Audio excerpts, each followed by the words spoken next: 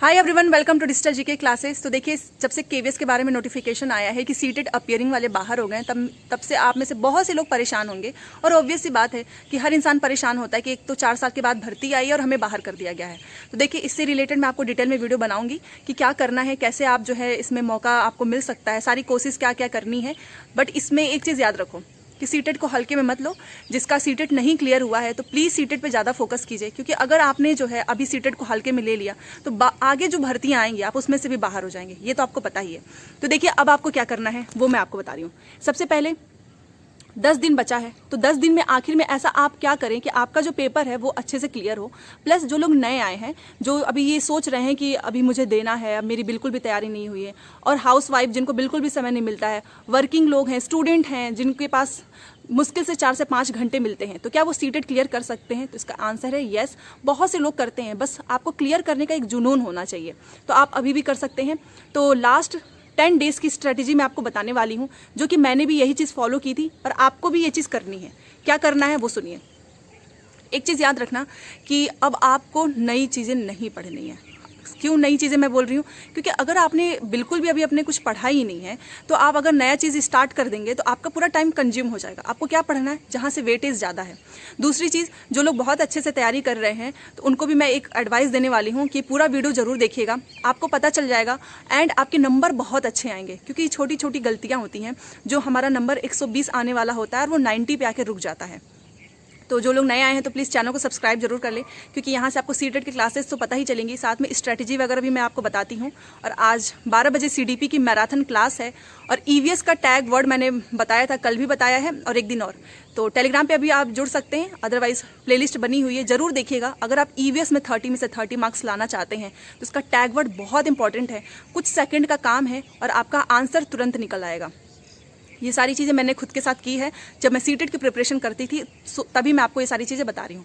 देखिए, अब आपका पेपर 1 हो, पेपर 2 है, चाहे आप बहुत पहले से तैयारी कर रहे हैं, चाहे आप आज से स्टार्ट कर रहे हैं, सबको ये काम करना है।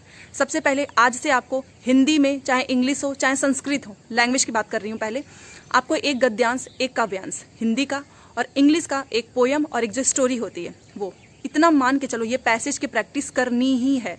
संस्कृत में भी ऐसे ही कि जो लोग संस्कृत लिए हैं तो ये मत सोचे कि आपको पैसेज नहीं करना, आपको भी करना है, क्योंकि आपके नंबर कम होते हैं ना, तो पैसेज ही हमारा नंबर कम करा देता है, क्योंकि एक तो इतना लंबा सा होता है, समझ में नहीं आता है, ऊपर से ऑनलाइन एग्जाम है तो पैसेज को बार बार ऐसे स्क्रॉल करना पड़ता है, वो पूरा एक जो है पेज में नहीं रहेगा।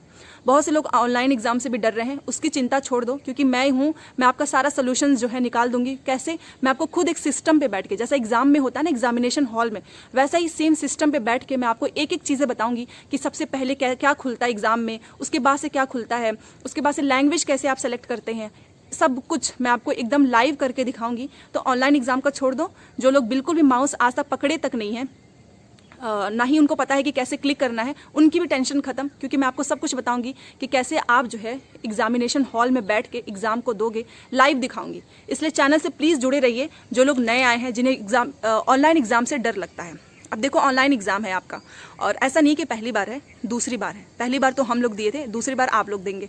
तो ऑनलाइन एग्जाम मुझे एक तरफ से ना, इसमें एडवांटेज ये होता है कि आपका समय बहुत बचता है। आपको ना, अगर आपने कुछ गलत सेलेक्ट कर दिया तो आप उसको चेंज कर सकते हैं। इसलिए मुझे ऑनलाइन एग्जाम पर्सनली बहुत अच्छा लगता है, और आपको भी अच्छा लगेगा। अगर मैंने आपको जैसा करके दिखा दिया तो आप भी समझ जाएंगे। तो कल वो मैं वैसा वीडियो बना दूंगी कि कैसे आप ऑनलाइन एग्जाम जो है कर सकते हैं, इसकी टेंशन हटा दीजिए। हाँ, तो देखिए, पैसेज आपको प्रैक्टिस करना ही करना है। ये मान के चलो कि आपके पास केवल और केवल 10 दिन है। 10 दिन क्यों? क्योंकि देखो, किसी को पता तो है नहीं कि कब एडमिट कार्ड आएगा, कुछ भी नहीं पता है दिसंबर में किस दिन से स्टार्ट हो जाए। तो आपको पहले से अपना हथियार तैयार रखना है। हथियार इन द सेंस कि ये नहीं कि आप इंतजार करेंगे कि कब एडमिट कार्ड आएगा तब सोचेंगे, ऐसा कुछ नहीं करना है। अभी से पैसेज कर डालो, हिंदी का करो, इंग्लिश का करो, संस्कृत का करो। हिंदी इंग्लिश का मैंने ट्रिक बताया हुआ है अपने चैनल पे बहुत अच्छे से, और उसी तरीके से मैंने भी किया था, और मेरे पैसेज कभी गलत नहीं होते हैं। सच बता रही हूँ, मेरे इंग्लिश में जो भी नंबर आए, चाहे हिंदी में, पैसेज पूरे नंबर लेकर आते हैं। और पैसेज में नकल करना होता है, तो वो वीडियो देखना। तो आपको भी यही करना है, हिंदी इंग्लिश संस्कृत। अब सीडीपी का क्या करें?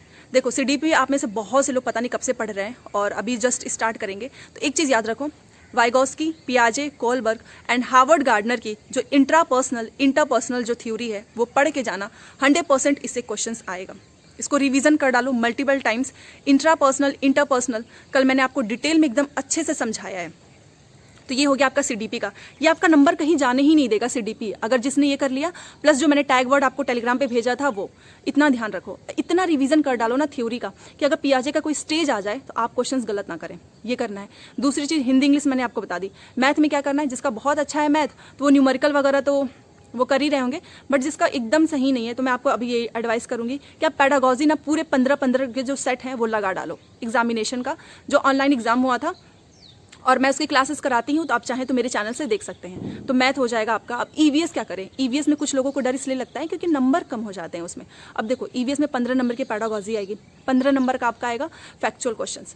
तो अगर आपने अच्छा खासा थोड़ा बहुत भी पढ़ा होगा या थोड़ी बहुत प्रैक्टिस की होगी तो इतना समझ गए होंगे आप कि सीटेड में क्वेश्चंस रिपीट होते हैं, इतना तो कॉमन सेंस होना ही चाहिए। तो देखो मैराथन क्लासेस में मैं लेने वाली हूँ हर एक सब्जेक्ट का, तो उसमें आपका सारा सब्जेक्ट कवर हो जाएगा। बट आपको क्या करना है, खुद से ऑनलाइन प्रैक्टिस जरूर करनी है, इतना याद रखो। मॉक टेस्ट देना है, और मैंने हमेशा बोला है आप सभी को कि बुक से अब लगाना छोड़ दो।